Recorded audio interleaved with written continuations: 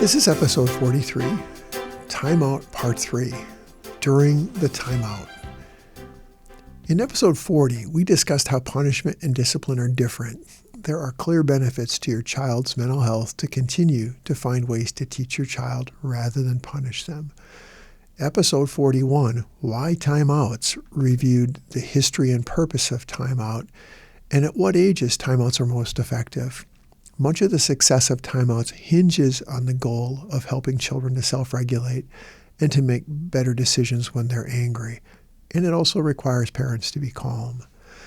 Episode 42, Before the Timeout, discussed the planning and preparation, identifying how bad the problem behavior was by doing a functional behavior assessment, getting a week's worth of data about how frequent, how long, how intense the problem behavior is that you're concerned about. In addition, identifying timeout places in the house, as well as the length of time for a timeout. Finally, we discussed how to introduce the timeout procedure to your child. In this episode, we're going to walk through the timeout procedure as it is happening to give you some idea of what to expect and to help anticipate challenges that may occur. I want to begin by having you imagine yourself in this situation. You're doing something in the kitchen or garage, another room in the house, and you hear a commotion. There is some disruption, and you see your 8-year-old child slug his or her sister on the back while arguing over toys. Your 8-year-old knows the rules. It is never okay to hit.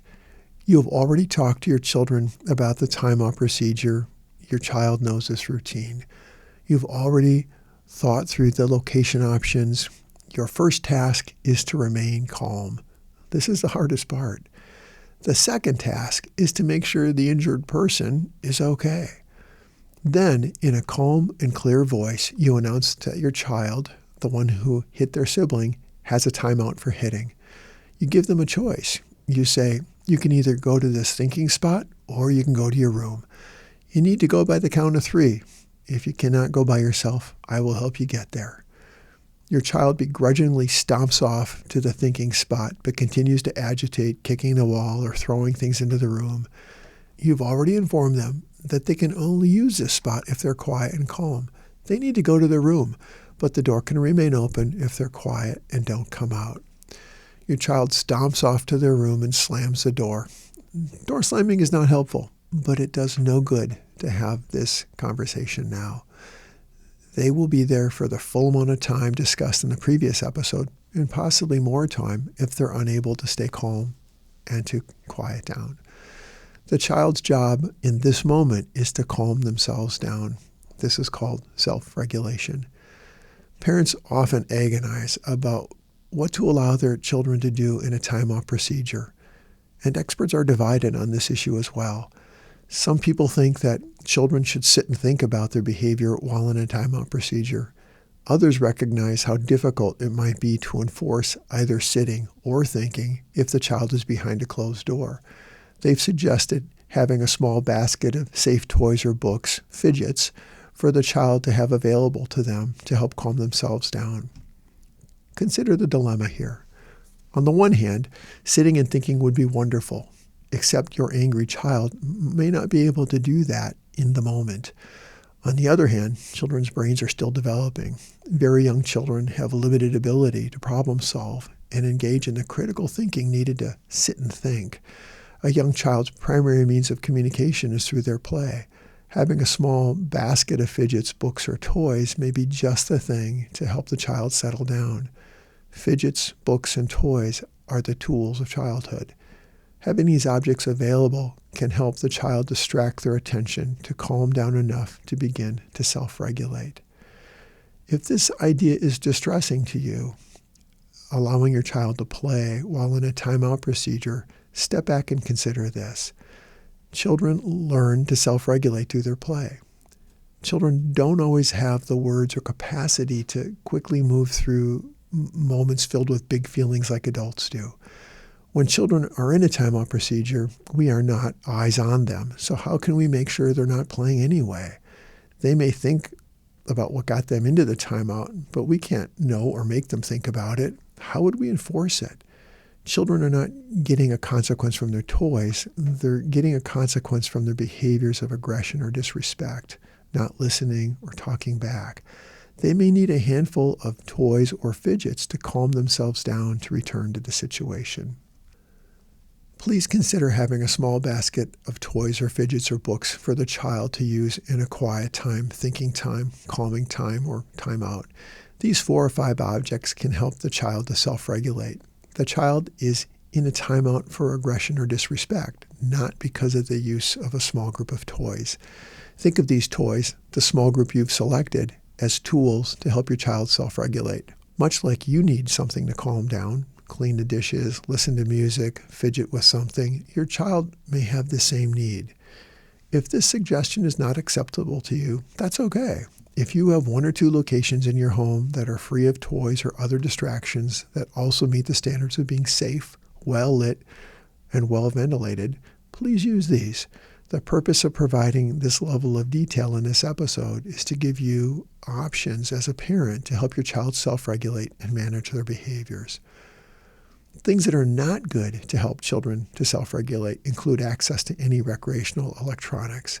These resources can be helpful at other times, but when children are in a timeout procedure, they are more likely to help the child avoid working through the problem behavior. In fact, if the child likes recreational electronics, they may escalate their poor behaviors to be able to have more time to play on them.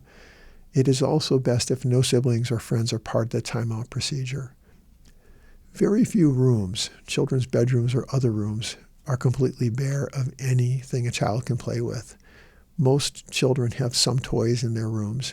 Despite child development expert and pediatric recommendations that children not have televisions, video game systems, tablets, or other recreational devices in their bedrooms, as discussed in episodes 12, 13, and 14 on recreational screen time for children, many kids have electronic devices in their rooms. It may be helpful to reconsider this situation if your child thinks that they'll go to their room for a timeout for hitting a sibling and just play video games or watch YouTube or TikTok. It is best to restrict access to screen time during timeouts. When announcing the timeout, it is super important to sound calm and firm.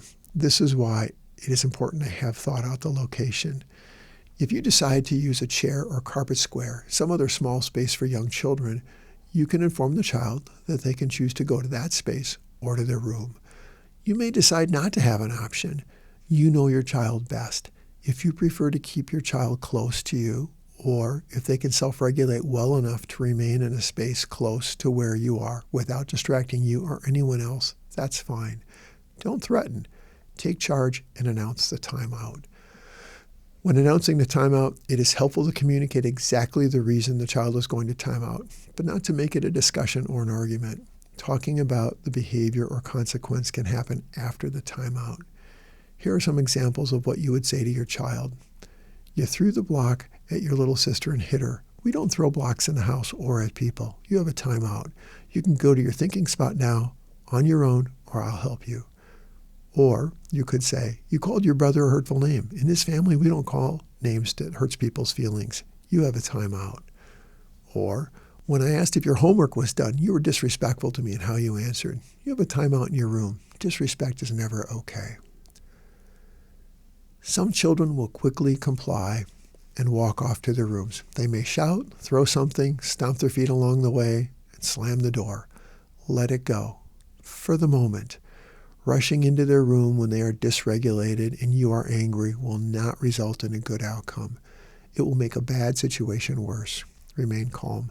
The big picture here is that your child has done what you asked. They went to the room. It wasn't pretty. They protested. You can work on form later. They may have earned a bit more time to calm down as a result. The question is often asked, how do I get my child to time out if she doesn't want to go or if she's hitting or kicking? The Centers for Disease Control recommends walking children to their timeout space or using what is referred to as a barrel hold for young children. I quote, "Your child is trying to get out of timeout. You should still make your child go. Avoid providing your child with a lot of attention to get her to time out. Walk with her to time out and try not to make eye contact or talk to her. If you can't get her to walk with you, You can use strategies like the barrel carry that will keep you and your child from getting hurt.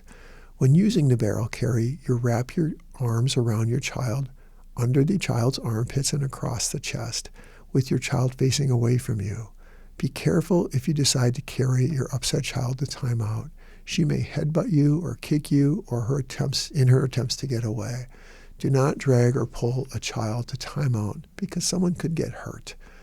Please refer to the CDC website on timeouts in the episode notes for further information. When transporting children to timeout, emotions can run high for both the parent and the child. This is why it is so important to remain calm. Please use care so that the risk of injury is eliminated. This is one of the hardest parts of parenting. However, if parents follow through consistently with this parenting tool in the way it was intended, most children learn quickly that remaining calm and cooperating has benefits for them. They have shorter timeout periods, and the behavior that landed them in timeout also starts to decline. One of the benefits of having two locations as options is that the child has a choice, so long as they cooperate.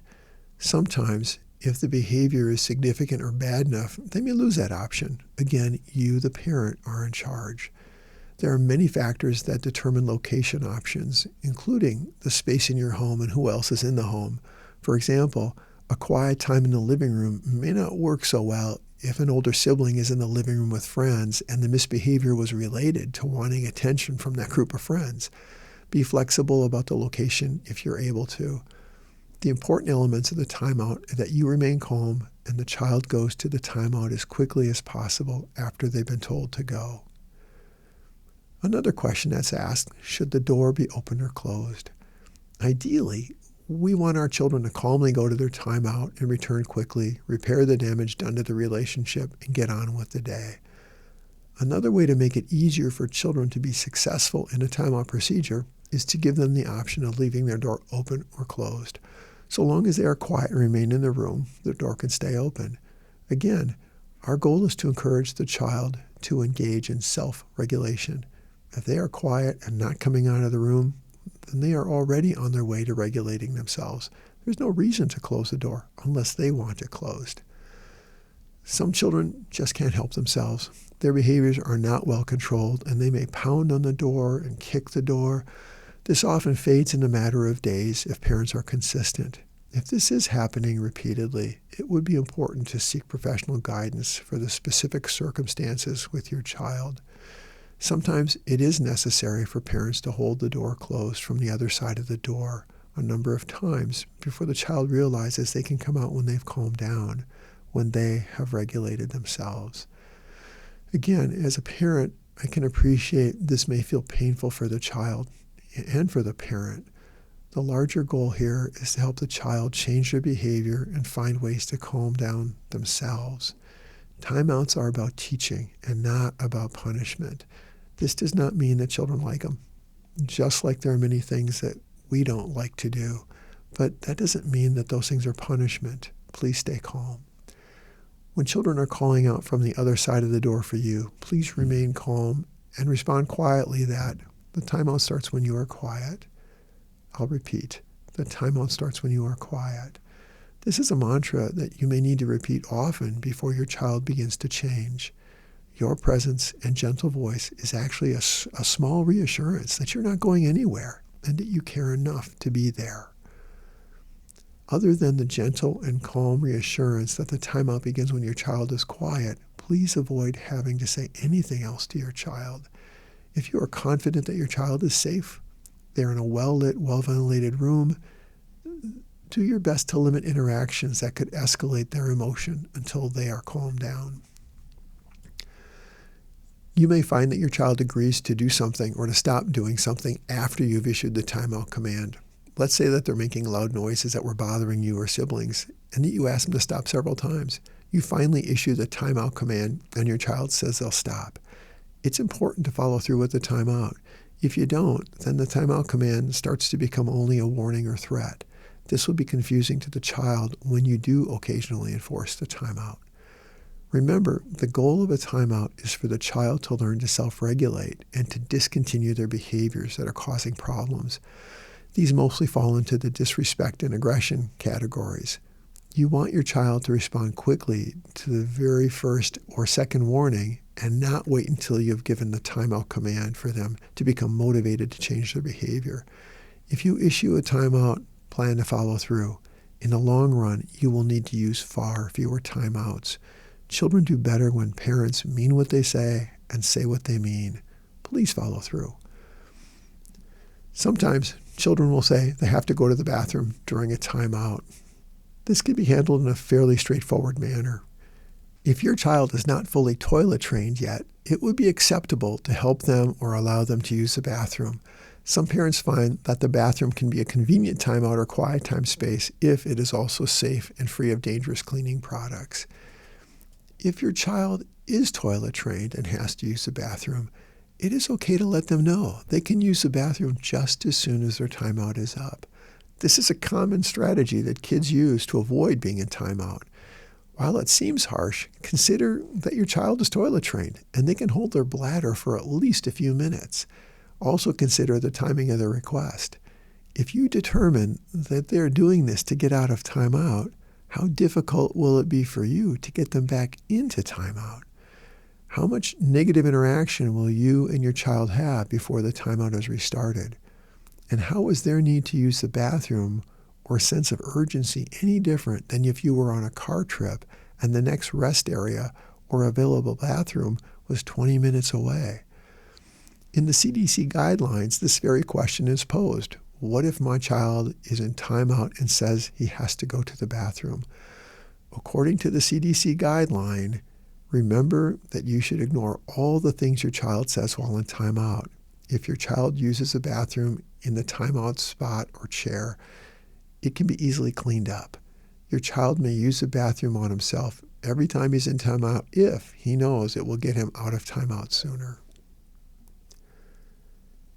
In the previous episode on the amount of time children should be in a timeout, we discussed some options.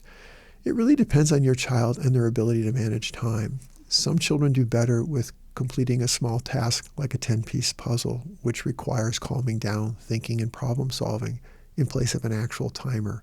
This is fine. Some parents find using several songs that are familiar to the child to help mark the time.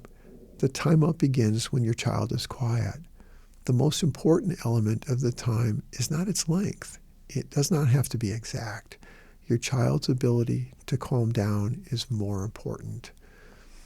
The general guideline for length of timeouts is 1 minute for each year of age. However, for very young children, after children calm down in a matter of seconds, they may be ready to leave the timeout. On the other hand, if the child takes several minutes or many minutes to settle down, the timeout starts after they are quiet. It may take longer. Some children are so upset that they trash the room while they're in it. This can take a long time to clean up. One strategy that parents find helpful is to make the child's room less likely to be trashed. I want to emphasize that this is not punishment. Our goal is to bring the child back from a timeout as quickly as possible. If they end up throwing their toys, dumping out their dresser of clothes, and taking the sheets off the bed while angry, it will take a long time to clean it up. Some children cannot do this by themselves. If this happens, consider making it easier to clean a child's room by having less in it. It would make the most sense to simplify their room while they're not in the room and they're not upset. Parents have found it helpful to have a limited number of items in the child's room for them to use, and then for the child to earn specific toys or other items back into the room as they've demonstrated self-control when angry, so they're not trashing the room every time they have a timeout. If you decide to use this strategy, please let the child know what you'll be doing if they trash the room again. If it does happen, empty their room to minimize the amount of time they need to clean it in the future when they're not home to avoid more conflict. You're not taking things away. You're trying to help your child be successful in managing their emotions when angry. Each day they don't have a timeout because they made good decisions regarding the aggression or disrespect, and each time they're in a timeout and don't make a big mess, they can earn something else back to put in their room. This approach has the benefit of positive reinforcement for self-regulation.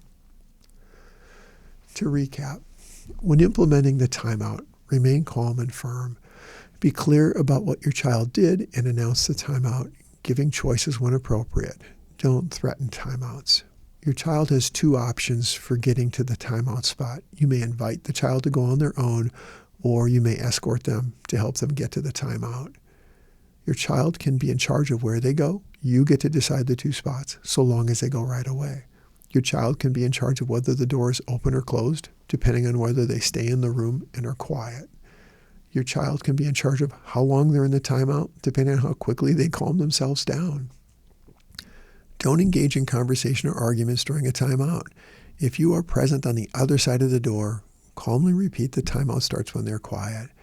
If the child needs connection with you, be creative with ways that help the child tell time through the use of songs, puzzles, or setting a timer.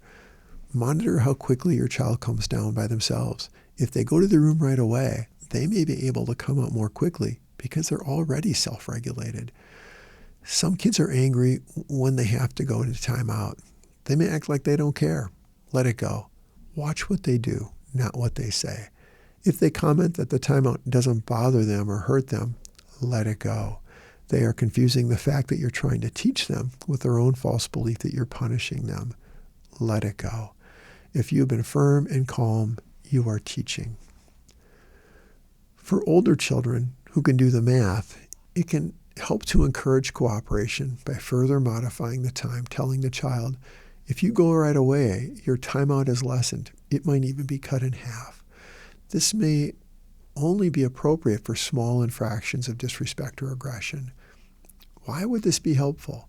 Well, your child's already showing self-control if they go right away. If they don't go right away, then the time it takes for them to actually get to the timeout might be added to the length of time they're in the timeout. This puts the child in charge of how long and where their timeout is.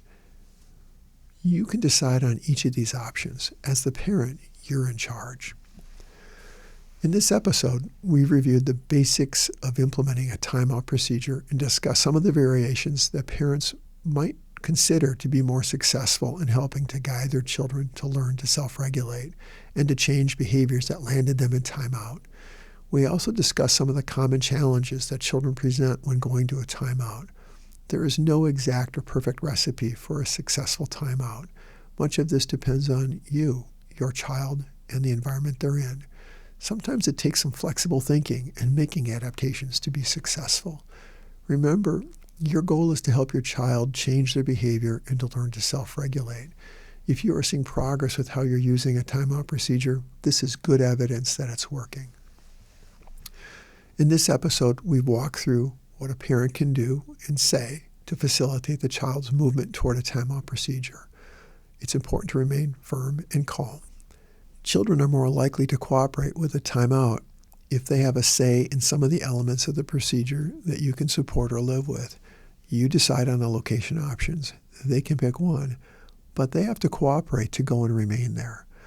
The goal of the timeout procedure is to help the child self-regulate so they decrease their disrespect or aggressive behaviors. The exact amount of time a child is in timeout is less important than your child learning to be compliant with your commands and how to self-regulate. Stay calm. If your child tries to engage you in talking during a timeout, your only response is a calm statement like, your timeout starts when you're quiet. As we've gone through this episode of what happens during a timeout procedure, what stood out to you as something that might be helpful for you in parenting your child or your children? It may be helpful to take notes on what you might want to try. If you are planning to implement a timeout procedure, it is most helpful to pick one or two behaviors you want to focus on first, rather than try to have an extreme makeover. Then, as these problematic behaviors fade, you can address other problem behaviors. Learning specific discipline strategies for managing challenging behaviors is only part of the solution. Go back to previous podcast episodes to get the big picture of parenting, even more tools for your parenting toolbox. Knowing what function the behavior serves is incredibly important. Please check out the episodes in this podcast series on why children misbehave, common parenting mistakes, and keeping track of problem behaviors to better equip yourself as a parent. Also, go back and check out the episodes on the parent-child relationship and parenting styles. Finally, these tools are common strategies that are taught in many evidence-based parenting programs. No one strategy works by itself. No one strategy works for every child. These discipline strategies are common, and they commonly work for most children. If you are having persistent difficulty with your child's behaviors or big emotions, please seek professional help. Please remember, discipline is about teaching our children. We do this by being present for them each day in ways that we're able. We model, we guide, we help them to learn to problem solve. We keep them safe. We listen to them. We nurture them. We help them create routines and learn self-control. We create memories. We play with them and laugh with them. We love them. Thank you for tuning in and considering this parenting topic. I hope this information added to your growing toolbox for parenting your child or children. Please consider exploring other topics in this series. Remember, no one parenting tool can do everything. We need many tools to become the best parents for our children. Your children's future depends on you and the time and effort you invest in them today.